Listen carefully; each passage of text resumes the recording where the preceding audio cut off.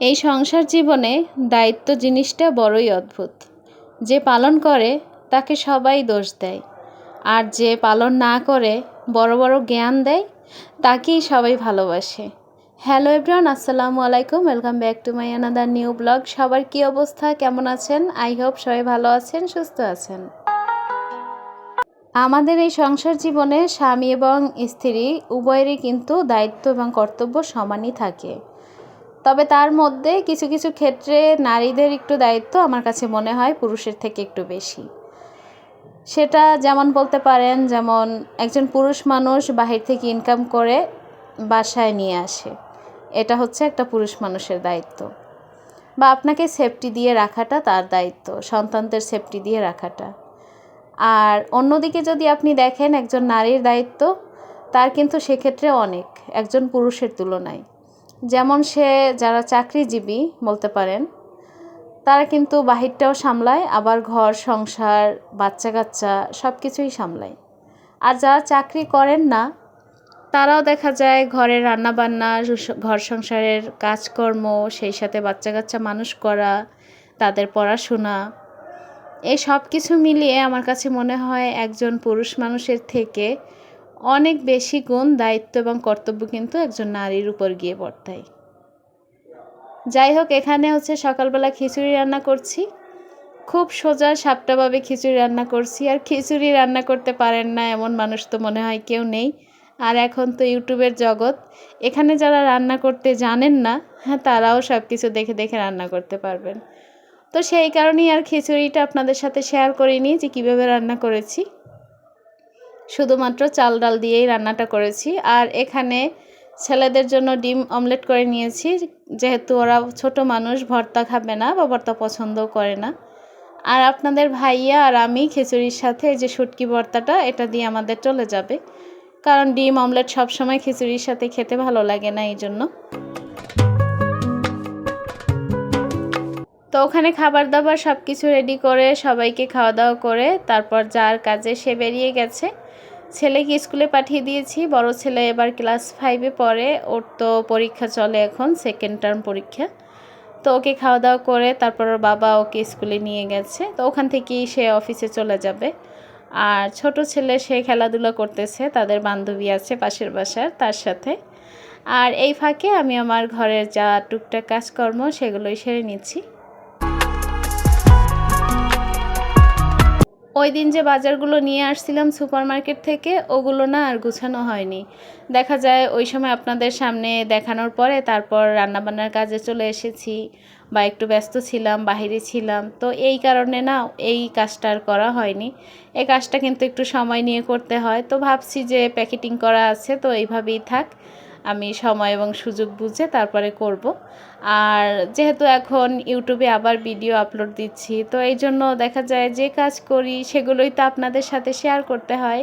তো এই জন্য তাড়াহুড়ো করে আর করতে যাইনি, কারণ ভিডিও আপলোড দিলে বা ভিডিও ক্যামেরাবন্দি করতে গেলে তখন কিন্তু অনেক সময় সাপেক্ষর ব্যাপার। এই জন্য ঝটপট করে কোনো কাজ এখন আর করা হয় না। দেখবেন এমনি একটা কাজ আপনার করতে গেলে হয়তো বা 10 মিনিট সময় লাগবে, আর ওই কাজটা যদি আপনি ক্যামেরাবন্দি করতে যান সেখানে কিন্তু 30 মিনিট থেকে 45 মিনিট সময় লেগে যায়। তো আমরা যারা বিশেষ করে ইউটিউবে কাজ করি, তাদের কিন্তু সারাদিনের সংসারের কাজকর্ম করতে করতে দেখা যায় দুপুরের খাওয়া দাওয়া, গোছল বা ঘুমানোর একটা ব্যাপার থাকে, রেস্টের ব্যাপার, ওইটা কিন্তু আর হয়ে ওঠে না। আমরা যারা ইউটিউবে কাজ করি তারা সবাই যে আর্ন করতে এসেছি এখানে, সেটা কিন্তু একদমই সত্যি কথা না। কেউ কেউ এখানে সময় কাটাতে আসে, আবার কেউ কেউ দেখবেন হাজব্যান্ডকে একটু সাহায্য করার জন্য, সাপোর্ট করার জন্য আসে। এক একজন এক এক জায়গা থেকে, এক এক চিন্তাভাবনা থেকে আসে। তবে যারা এইসব বিষয়ে জানেন না, তারা কিন্তু না জেনে বুঝে ধাম করে একটা কথা বলে, বা দূর থেকেই জাজ করে বসে যে ইনকাম করার জন্য ইউটিউবে আসে। তো আমার উচিত কারো সম্পর্কে না জেনে বুঝে কারো সম্পর্কে উল্টোপাল্টা কথা না বলা।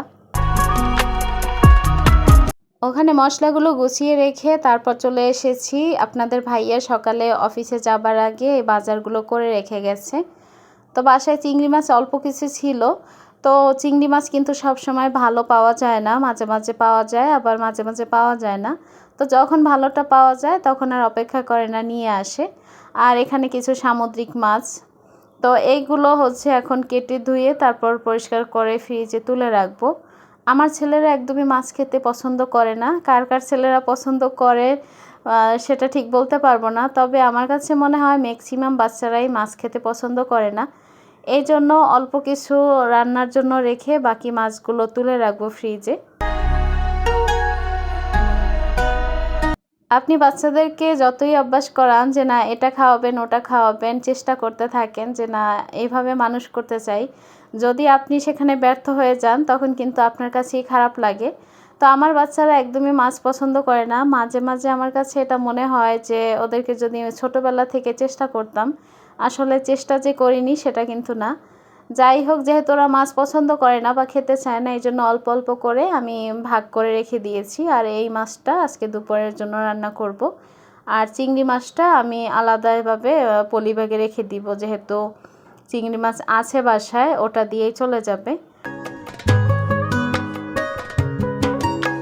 অনেক সময় হয় কি, ভিডিও করতে করতে কখন যে ভিডিওর ফুটেজ কোথায় নিলুপ্ত হয়ে যায় সেটা খুঁজেও পাই না। তার মধ্যে আজকে যেটা হয়েছে সেটা হচ্ছে যে আজকে মাছ ভাজি করেছি, সেই ভিডিওটা কিভাবে যেন আমার ফোন থেকে উধাও হয়ে গেছে। আসলে ভিডিও করার পরে যখন এমনটা হয় তখন কিন্তু খুবই খারাপ লাগে। যাই হোক, কিছু করার নেই। মাছ ভাজির রেসিপি না, জাস্ট ভিডিওটা ছিল, সেই ভিডিও ফুটেজটা কিভাবে যেন ফোন থেকে উধাও হয়ে গেছে, হয়তোবা আমি কোনোভাবে ডিলিট করে ফেলেছি। এখানে হচ্ছে ভেন্ডি ভাজি করছি চিংড়ি মাছ কাঁচামরিচ দিয়ে। তো যাই হোক, অনেক সময় এমনটা হয় যে আমরা অনেক কষ্ট করে ভিডিও তৈরি করি, তারপরে কিন্তু হুট করে সেটা চলে যায়। তো এখানে হচ্ছে বাসায় কিছু পেঁপে ছিল, তো পাকা পেঁপে বিশেষ করে আমি পছন্দই করি না। তো দুপুরবেলা ছেলে স্কুল থেকে আসার পরে ভাবছি যে এই সময়টা যদি আমি এটা জুস বানিয়ে দিয়ে দিই তাহলে হয়তো বা পেঁপেটা খাওয়া হয়ে যাবে, আর নয়তো বা পেঁপেটা হয়তো বেশি সময় বাসায় রাখলে নষ্ট হবে। তো ওই চিন্তা ভাবনা থেকেই না আর ভুলটা করতে চাইনি। তো এই জন্য পেঁপের জুসটা বানিয়ে দিয়েছি, যে দেখা যায় আমি সাথে খেলে ওরা দুই ভাই খেয়ে নেবে।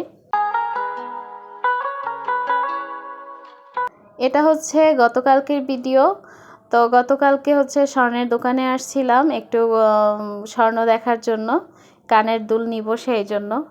তো জুয়েলারির দোকানে আসার পরে স্বর্ণের দাম শুনে তো মাথা কাজ করছিল না, কাজ করা বন্ধ করে দিচ্ছিল, কারণ এত পরিমাণে স্বর্ণের দাম দিন দিন কোথায় যে উঠে যাচ্ছে চিন্তা করলেও আসলে যাই হোক, তারপরে স্বর্ণ দেখতেছিলাম যে এর মধ্যে কোনটা পছন্দ হয়, যেহেতু একটা কানের দুল নিব। তো রেগুলার ইউজ করার জন্যই কিন্তু আমি কানের দুল নিতে আসছিলাম। তো অনেক ধরনের ডিজাইন ছিল এখানে। তো ওখানে এত পরিমাণে লাইটের আলো ছিল যে ভিডিওতে ভালো করে দেখা যাচ্ছিল না, এই জন্য আমি একটু এদিক ওদিক ঘুরিয়ে দেখানোর চেষ্টা করছিলাম।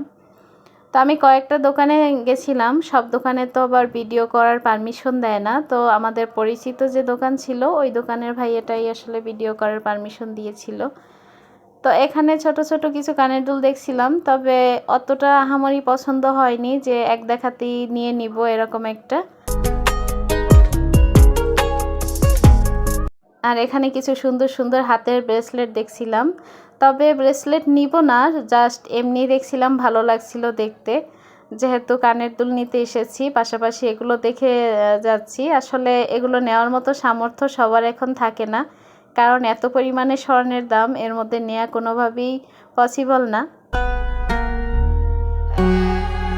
অনেক খুঁজে খুঁজে ঘুরে ঘুরে তারপর কিন্তু একজোড়া কানের দুল নিয়েই এসেছি। তবে দুর্মূল্যের এই বাজারে স্বর্ণ কেনা কিন্তু সত্যি খুবই কষ্টের একটা ব্যাপার, মানে কেনা সম্ভব না কোনোভাবেই। তারপরেও তার মধ্য থেকে ঘুরে ঘুরে একটা স্বর্ণ মানে একটা কানের দুল পছন্দ হয়েছে।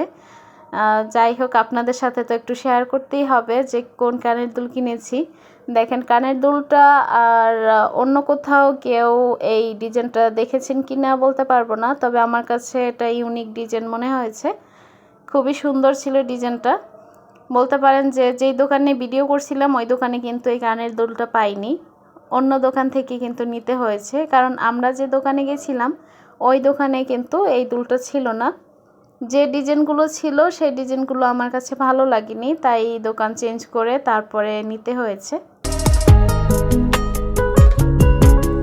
আমি কিন্তু গত বছরেও কিছু গোল্ড কিনেছি, তো ওই সময় কিন্তু এতটা আহামরি দাম ছিল না। আমার এই যে হাতের আংটিটা, এই আংটিটা কিন্তু আমি গত বছরে 15,000 টাকার মধ্যে নিতে পেরেছি। আর এখন যদি 15,000 টাকায় আংটি নিতে যাই, তাহলে আমার মনে হয় যে আমার এই ছোট আঙ্গুলটায় সে আংটিটা ধরবে না। যারা আমার পুরনো ভিডিওগুলো শুরু থেকে দেখে এসেছেন, তারা অনেকেই জানবেন যে আপনাদের ভাইয়া বিয়ের আগে অনেক বছর সৌদি আরবে ছিল, তো ওখান থেকে কিন্তু অনেক স্বর্ণই নিয়ে আসছিল। তো ওই স্বর্ণগুলো যতই হোক না কেন, ওগুলো ওল্ড ফ্যাশন, কিন্তু পরতে ভালো লাগে না বা পছন্দ হয় না এখন পরতে। এই জন্যই কিন্তু নতুন করে আবার কেনা। তো কানের দুলটা কেমন হয়েছে অবশ্যই কিন্তু আপনারা বলবেন। অনেক আপুরা হয়তো বা জানতে চাইবেন যে এখানে কতটুকু স্বর্ণ আছে। এখানে স্বর্ণ আছে 1 ভরিতে 4 আনা কম। এটা কিন্তু 22 ক্যারেটের স্বর্ণ। আর এখন কিন্তু বর্তমানে 1,72,500 টাকা চলে স্বর্ণের ভরি। আমি কিন্তু চেয়েছিলাম ছোট্ট একটা কানের দুল কিনবো সবসময় রাফ ইউজ করার জন্য, কিন্তু শেষমেশ আপনাদের ভাইয়া বলছে যে না, তুমি যেহেতু বড়টা পছন্দ হয়েছে বা ওই ডিজাইনটা তোমার ইউনিক লাগছে, তুমি ওইটাই নিয়ে নাও। তো যাই হোক, এই ছিল আমার আজকের ভিডিও। আপনাদের সবার সুস্বাস্থ্য এবং দীর্ঘায়ু কামনা করে আজকের ব্লগটি এখানেই শেষ করছি। আল্লাহ হাফিজ, আসসালামু আলাইকুম।